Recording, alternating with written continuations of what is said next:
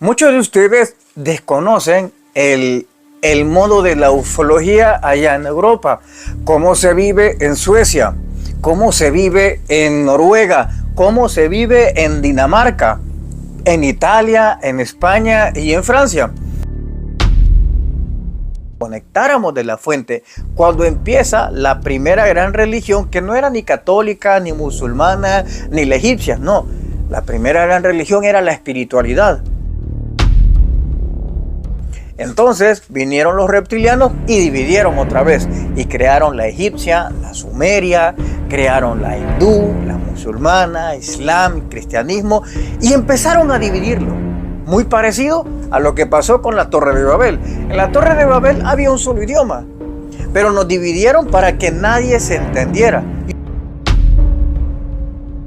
Jesús, pero Él es el asignado de redimir a todas las razas, extraterrestres o terrestres, en todos los universos. Imagínate que Él sea el encargado de redimir a cada una de las civilizaciones de manera espiritual, pero después vendrá alguien que va a redimir de manera tecnológica.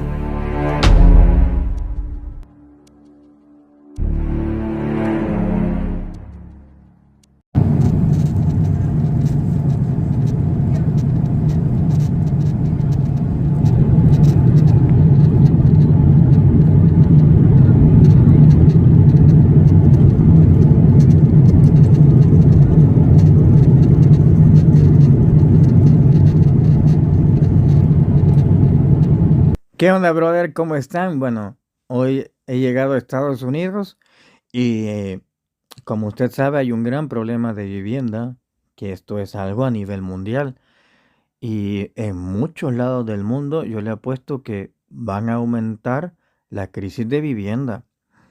Y no hablo el hecho de que son drogadictos y que no quieren pagar. Y no, yo he visto familias enteras que ya están en las calles viviendo porque se está haciendo insostenible vivir en este planeta.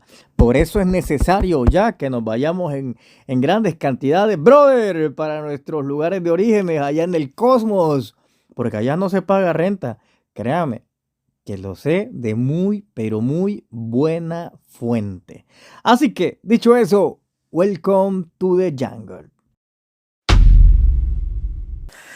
¿Cómo están, familia? Bienvenidos a una edición a tu canal El Conocimiento Prohibido.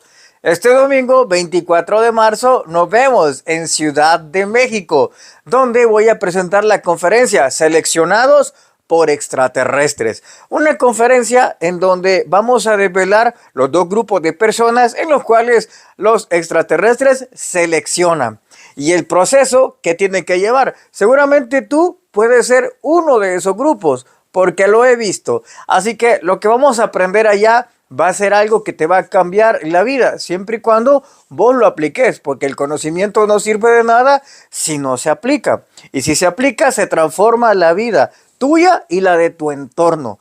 Así que desde las meditaciones, conocimiento y muchas cosas más, vas a vivir este 24 de marzo y el 30 nos vamos a ver en Los Ángeles, California. Ahora bien, quiero hacerles una aclaración. Yo les he dicho que ustedes pueden conseguir estar en la conferencia. Esta conferencia que voy a estar dando vía virtual, pero no va a ser el mismo día. Es decir, que aquellos que adquieran el pase virtualmente, yo voy a estar con ustedes en vivo. Entonces voy a dar la conferencia solo para ustedes en vivo y ustedes me van a poder preguntar a mí lo que ustedes quieran referente a la conferencia, como si fuese en físico. No lo hago el mismo día que todos porque todos tienen derecho a preguntar. Por ende, si yo estoy con el público en físico, no voy a poder interactuar con ustedes que me van a ver de forma virtual. Así que hoy ya lo sabe esa aclaración. Bueno, brothers, dicho eso, pueden llamar a los números de pantalla que usted está viendo ahí. Aclarado todo esto, ahora sí, welcome to the jungle.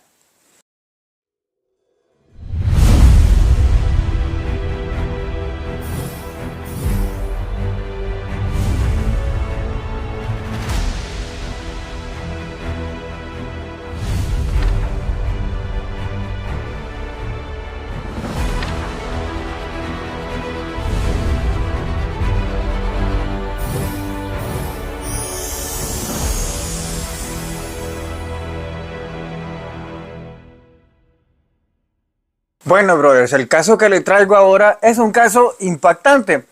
Muchos de ustedes desconocen el modo de la ufología allá en Europa, cómo se vive en Suecia, cómo se vive en Noruega, cómo se vive en Dinamarca, en Italia, en España y en Francia.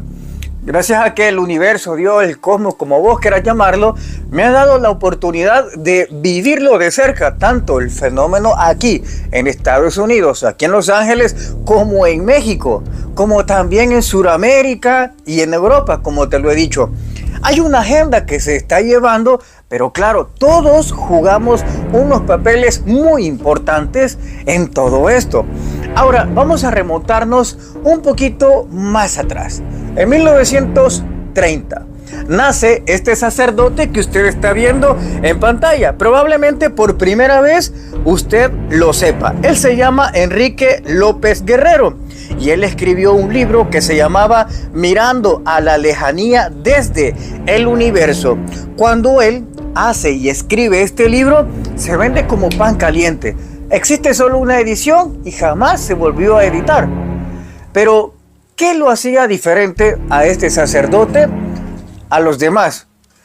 En primera instancia, el fenómeno extraterrestre llegó a la puerta de la casa de él. Le voy a contar un poco antes que lo escuchemos. Pues resulta que la embajada estadounidense estaba muy interesado en el fenómeno humo que estaba sucediendo en aquellos entonces, en aquella España. Hay que recordar que se estaba viviendo también una época política muy diferente a lo que se estaba viviendo en la época de Europa de los años 60 y 70. Sucede de que viene la embajadora de aquel entonces y sabe que este señor tiene una gran apertura a diferentes dogmas, que aunque él sea católico, apostólico y romano, él tiene la habilidad de escuchar. Entonces le habla por primera vez de unos informes, los informes Humita, que se dividen en dos, porque llega un momento en donde se guarda silencio y los humitas dejan de escribir. Posteriormente, en el año 77, vuelven a retomarse las cartas y el contacto, es decir, que hay un periodo en los cuales se parten, llamémoslo así. Hay un silencio y luego continúa una vez más hablando sobre el conocimiento y del contacto. Ahora, fíjate esta situación. Cuando usted se vuelve un investigador, pones mucha atención en los documentos que filtra la CIA acerca de encuentros alienígenas, acerca de todo. Fíjate, muchos decían de que esto era simplemente un experimento que estaba haciendo la CIA o en aquellos entonces también la Unión Soviética, que hay que recordar que en esos momentos, claro, había muchos incidentes que en la época de la Unión Soviética estaban sucediendo y cosas que ellos provocaban también. Entonces, faltaría muchos años para que en 1987 suceda lo que se conoce como la perestroika. Faltaba mucho, pero en ese lapso, claro, los rusos, los soviéticos, empezaban a hacer diferentes experimentos sociales y en ocasiones se les responsabilizó que ellos eran los autores de las cartas humitas.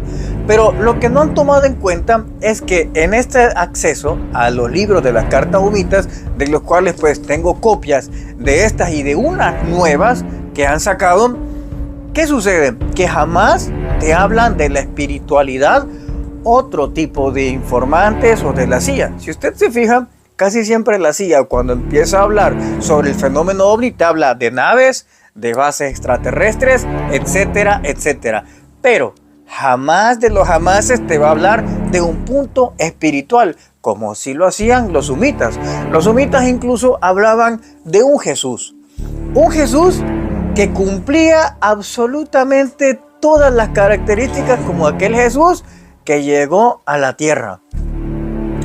Cuando este sacerdote recibe su primer informe, claro, él lo mira de manera escéptica, pero cuando comienza a estudiarlo de forma científica, se da cuenta de que estos aportaban muchos argumentos que en aquellos entonces no se podían aportar referente al fenómeno de los viajes interestelares. Y eso le llamó mucho la atención al sacerdote. Pero también le llamó la atención la parte de la teología, en los cuales hablaban de este ser llamado Jesucristo. ¿Qué empezaban a plantearse en estas cartas? En estas cartas se sugería de que ese mismo ser que había llegado al planeta Humo era el mismo que había llegado al planeta Tierra. Y ojo, no solamente era el mismo, es que este había estado en diferentes planetas. Imagínate este planteamiento que te voy a hacer. Quiero que lo pienses un momento. Imagínate que estamos dentro de un gran proyecto espiritual cósmico. Y esto tiene que ver mucho con la conferencia que hoy vengo a ofrecerles. Los seleccionados por extraterrestres, dos tipos de grupos. Uno, los que tengan un desarrollo emocional y espiritual y logren vencer a sí mismo a un reptil con el que todos nacemos. Y pronto usted lo verá. Ahora, está el otro grupo que tiene unas características diferentes, que tiene más que ver con algo escéptico a lo espiritual. Y usted lo verá quiénes son los que cumplen precisamente esos dos características de los dos grupos. Entonces, los sumitas precisamente llegaban a intentar identificar cuál de esos grupos podía predominar aquí en la Tierra. Y es que realmente uno de los grandes proyectos con los que se creó a la humanidad era que predominara el primer grupo, el grupo espiritual. Pero ¿qué sucede? Los reptiles comenzaron a inventar religiones y religiones. Las religiones, ¿qué es lo que significa? Significa religare, es decir, reconectar, volver a estar enlazados con la fuente. Porque en su momento, claro, nos desconectamos o nos desconectaron, nos metieron un caballo de Troya. Y eso hizo que nos desconectáramos de la fuente. Cuando empieza la primera gran religión, que no era ni católica, ni musulmana, ni la egipcia, no. La primera gran religión era la espiritualidad. Entonces vinieron los reptilianos y dividieron otra vez. Y crearon la egipcia, la sumeria, crearon la hindú, la musulmana, islam, cristianismo. Y empezaron a dividirlo. Muy parecido a lo que pasó con la Torre de Babel. En la Torre de Babel había un solo idioma, pero nos dividieron para que nadie se entendiera y hubieran discusiones, peleas, malos entendidos, etcétera, etcétera. Pues lo mismo fue con el primer proyecto, una sola religión llamada espiritualidad. Después de eso viene y crean las religiones para que nos estemos peleando todo el tiempo por eso. Entonces este era el pequeño gran proyecto que se tenía. Ahora bien, cuando vienen los sumitas y empiezan a investigar que efectivamente aquí hubo un proyecto como el de ellos. Los sumitas son unos seres que están muy balanceados, tanto en el ámbito espiritual como en el ámbito tecnológico. Ellos comenzaban a hacer un registro de ver que aquí estaban siendo visitados por diferentes razas extraterrestres, que incluso tenían mucho más tecnología que ellos, los que estaban viniendo acá. Ahora bien, ¿qué le gustaba de la Tierra? Lo que más le gustaba de nosotros era la cultura, la diversidad de pensamientos que teníamos, el arte, que era algo que ellos no entendían cómo nosotros lo podíamos llegar a hacer. Era algo que aún teníamos intacto, desde quizá que venimos en el cielo. Porque les quiero recordar a todos ustedes, porque quizá usted lo ha olvidado. Pero yo estoy aquí para recordarte, nosotros somos ciudadanos del cielo, pero somos residentes temporales aquí en la tierra. Entonces usted debe de comportarse como un ciudadano del cielo. Así debe de comportarse. ¿Y cómo sería la conducta de un ciudadano del cielo? Bueno, lo vamos a ver en el próximo episodio.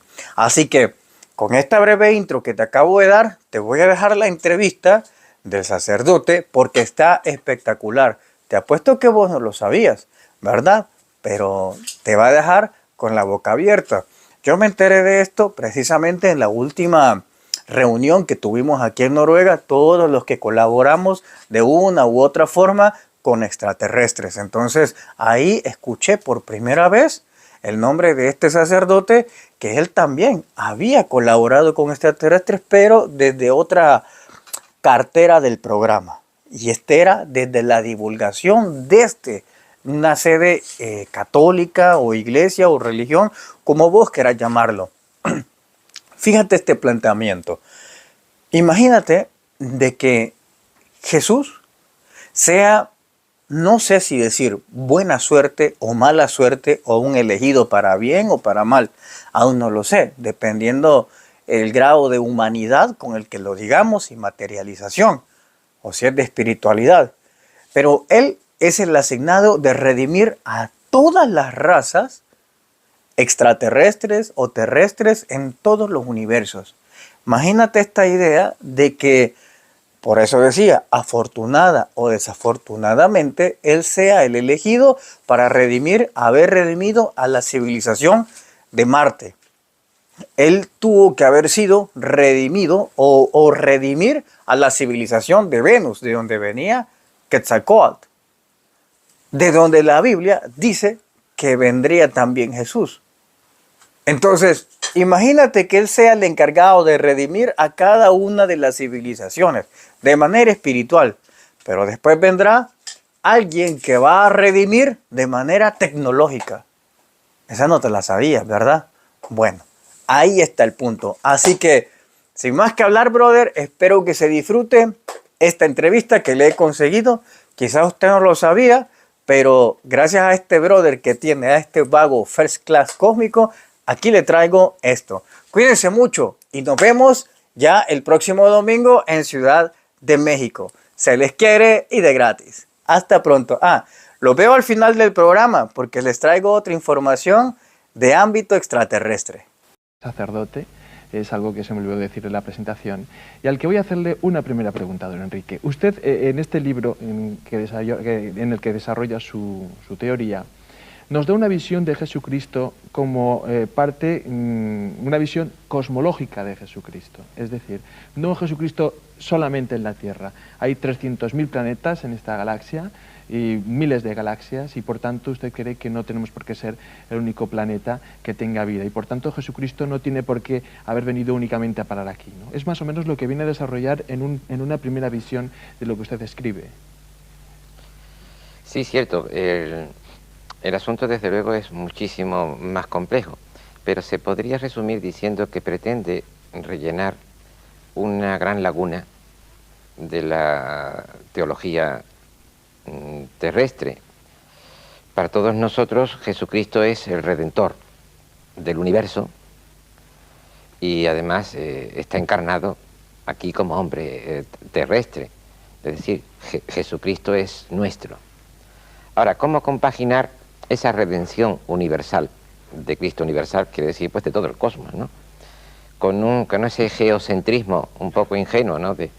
de creer que la Tierra es el único planeta habitado y que por lo tanto la redención del universo es una palabra que parece vacía de contenido. ¿Redimir qué? Por supuesto siempre se ha dicho que los ángeles, bueno, pero los ángeles desde el momento que no son seres caídos también presentan una serie de problemas. La dificultad moderna estriba en que todos los modernos astrofísicos y estudiosos del cosmos, pues nada más aplicando las leyes de estadística, llegan a la conclusión de que el cosmos está totalmente lleno de vida.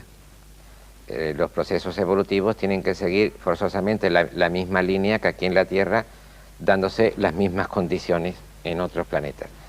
En ese caso, pues como decía Stephen Dole en su obra Planetas habitados por el hombre, que publicó en el 64, aplicando estas normas solamente a nuestra galaxia, salían aproximadamente 320.000 planetas que su estadio evolutivo debería haber llegado a alcanzar la vida racional, como el nuestro.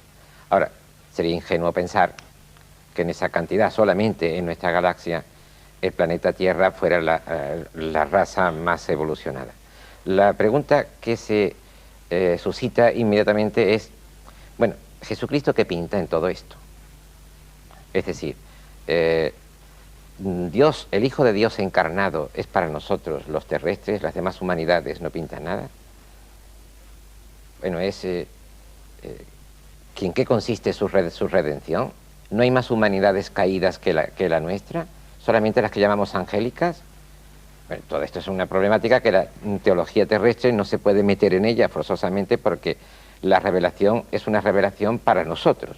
La revelación bíblica es una revelación que no tiene nada que ver con otros seres del cosmos, sino nuestra. Por lo tanto, la teología en sí misma se ve aquí un poquito alicorta.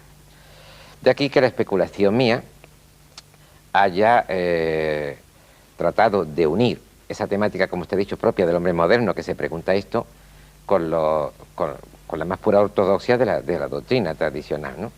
Y en este caso, pues se ve que se abren unos horizontes enormes.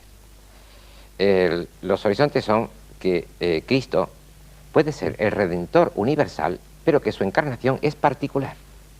Es decir, que se tiene que ubicar en un tiempo y en un espacio. Ese tiempo y ese espacio tiene que localizarse en un planeta determinado. La pregunta está, ¿qué tiene este planeta terrestre que no tengan los demás? Para que el Redentor del universo, que puede aparecer en otros sitios, sin embargo, se haya ubicado en nuestro espacio-tiempo y pueda ser llamado terrestre. El Redentor del universo es terrestre. Porque es que además, en conversaciones que hemos tenido, y perdone que incida sobre esto porque me gusta apuntar, que usted en alguna ocasión ha afirmado que la Tierra es prácticamente un centro turístico interplanetario, es decir, que aquí vienen seres de otros planetas, con sus visitas a través de sus naves espaciales, y que de alguna manera el hecho de que vengan aquí, porque avistamientos ovnis hay muchísimos, y entonces por tanto, aunque solamente un tanto por ciento mínimo sea verdadero, de hecho tienen que visitar la Tierra, ¿no? Según afirma usted, eso no es una casualidad, que la Tierra tenga tanta visita de ser extraterrestre y que de hecho se ubiquen, como afirma también en su libro, aquí mismo en la Tierra y que estén viviendo aquí en la Tierra. Eso tiene que ver más o menos con lo que usted está contando, ¿no? Correcto. Precisamente ese es uno de los enigmas que en el campo de la investigación ufológica más desconcierta, ¿no?, a los estudiosos. Es la cantidad de razas extraterrestres que nos visitan, además a través del tiempo, incluso desde la prehistoria, algo que no cabe la menor duda, que coexisten, que son de lo más variado en cuanto a, bueno, siempre la anatomofisiología es humanoide, ¿no? Pero vamos, dentro de esto, pues unas características muy diferenciadas. El por qué esta aglomeración galáctica de visitas aquí. ¿Qué particularidades tenemos? Bueno, pues una contestación podría ser lo mismo que todos nosotros, todos los que somos cristianos. No querríamos morir sin visitar la tierra de Jesús, Palestina, que es un pequeño país dentro de nuestra tierra, muy pequeñito. Es de suponer que las humanidades redimidas por Cristo quisieran visitar alguna vez su planeta de origen. Entre las muchas respuestas, esta puede ser una. Claro, de hecho, por eso enlaza con la primera contestación que usted me daba, es decir, que la razón de que Jesucristo viniera a la Tierra es la razón por la que también se sienten atraídos seres de otros planetas, que además se encuentran entre nosotros, según usted escribe, llegan hasta incluso a autoproclamarse extraterrestres, que han dejado sus mensajes, y mensajes de los que usted ha sido receptor o destinatario. ¿Ha sido así? Sí, sí, cierto. ¿Qué tipo de mensajes dejan los extraterrestres? En el caso mío y de otro pequeño grupo de españoles, y según tenemos noticia también en otros países, en bastantes países hay pequeños grupos de receptores de informes, pues desde el año 66 hasta el año 73, aquí solamente en España hemos recibido más de 1000 folios mecanografiados a un solo espacio, con una abundancia y densidad de doctrina de lo más heterogéneo, abarcando todos los campos científicos y tecnológicos, enorme, que a todas las personas expertas en los distintos campos del saber que lo han estudiado les ha parecido asombroso. Bien, estas personas que nos han dado esa abundantísima información totalmente gratis, ¿no?, ahí va, sin pedir nada en cambio, se llamaban a sí mismos extraterrestres venidos muy recientemente, dentro de todo este abanico que hemos dicho antes, ¿no?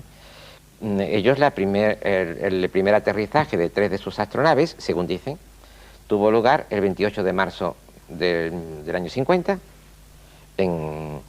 cerca de la ciudad de Digne, en el departamento de Bajos Alpes, en Francia.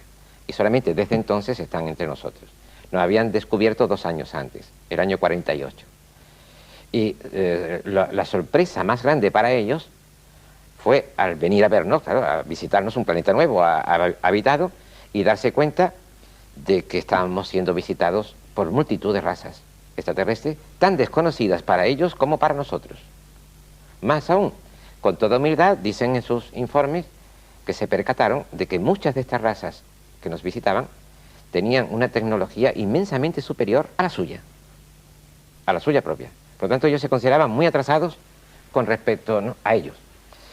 Al mismo tiempo, nos hacían unas declaraciones impresionantes de tipo religioso, aparte de tipo técnico, diciendo que éramos una humanidad sorprendente, algo que jamás habían visitado. Se confesaban humildemente muy inferiores a nosotros en lo que podríamos llamar las artes del espíritu. Música, pintura, literatura, poesía, arquitectura, en fin, todo lo que llamamos artes del espíritu, pues ellos incapaces de... Bueno, para ellos asistir a un concierto de nosotros era lo más maravilloso que podían imaginar. ¿Y cómo le han comunicado a usted esto y a estas personas que han recibido estos mensajes? Por escrito. Y, bueno, han dado diversas pruebas de su autenticidad, pero la que siempre resiste a todos los intentos de desbaratarla es la calidad intrínseca de sus comunicaciones. Además, ellos no les interesa en absoluto el ser creídos o no. Y claro, aquí tenemos una cosa que es evidente, que la verdad en sí misma es independiente del que la comunica.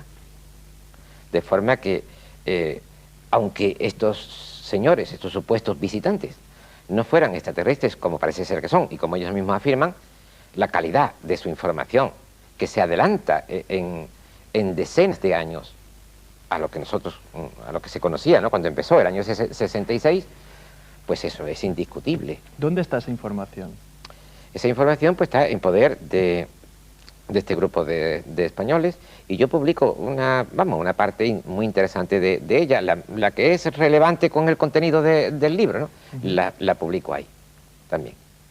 Y usted puede a lo mejor explicarnos cómo pueden estos extraterrestres recorrer distancias siderales, distancias que son inconcebibles para cualquier pensar humano, por lo menos visto desde la Tierra, distancias a años luz que tardarían en recorrerse pues miles de años desde la Tierra, ¿no? Mire, una de las peculiaridades asombrosas y más impresionantes de su información es cómo resuelven el problema, al parecer insoluble, de la traslación espacial sin romper la barrera de la luz.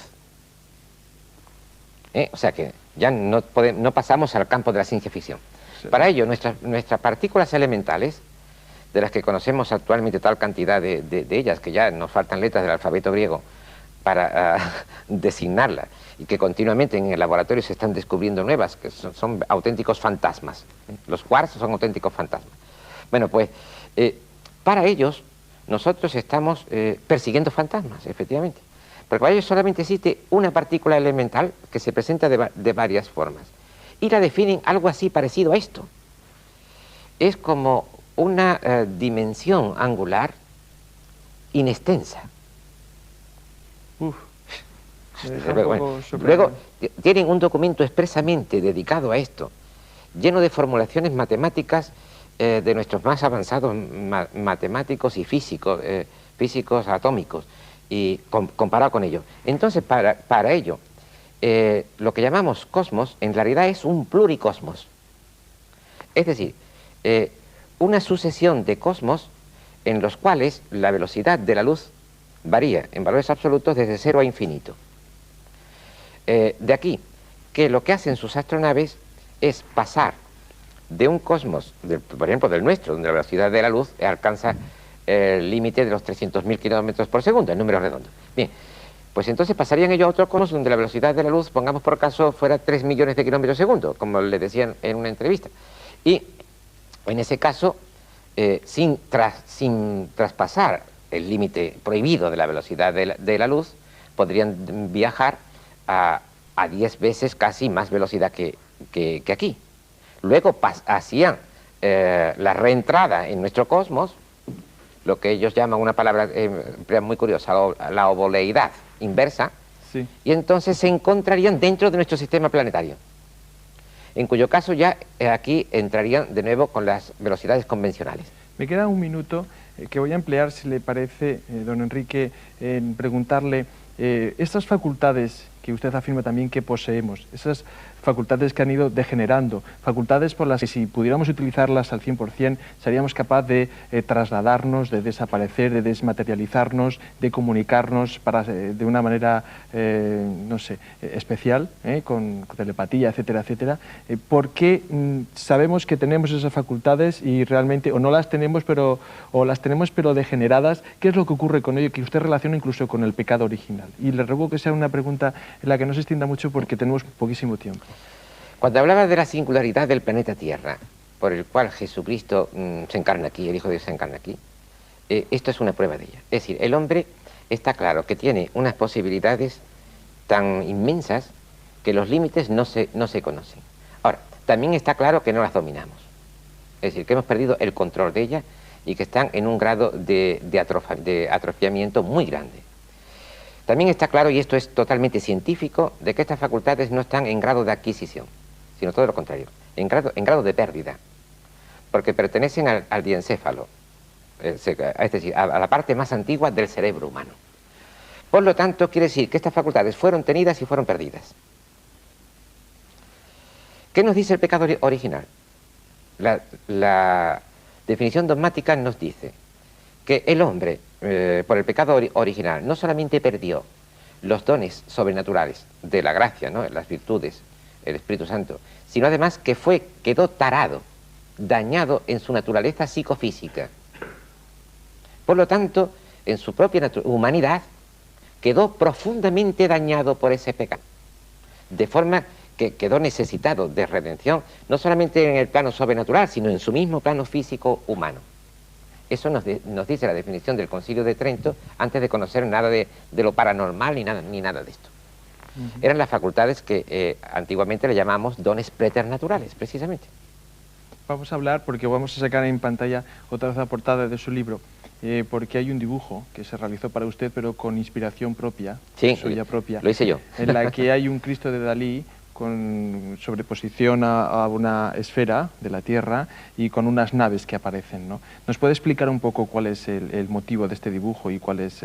Sí, se ve en el fondo la aglomeración galáctica, el centro, la aglomeración estelar del centro de nuestra galaxia, y de allí salen en dirección a la Tierra, de donde surge el Cristo de Dalí, surgen naves, la mayoría de las cuales son del tipo común, ¿no?, de lenticular, vulgo platillo volante. Pero hay otra muy curiosa que parece una especie de cubo, muy curioso, con unas luces raras, y que se parece muchísimo a los pectorales que tenían los sacerdotes israelitas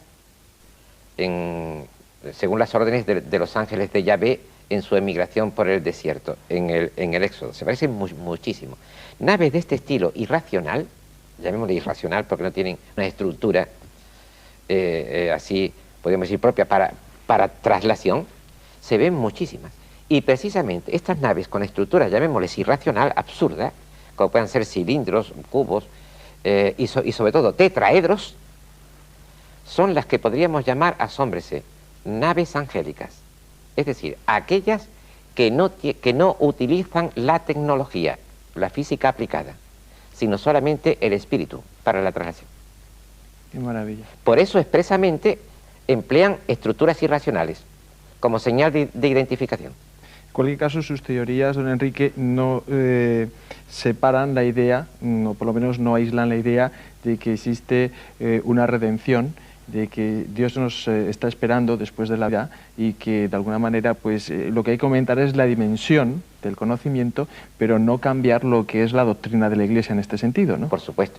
No solamente cambiarla, sino llegar a hacerla tan hermosa como es, que verdaderamente para mí me agradaría muchísimo saber que mi vida termina y que voy a conocer todo esto.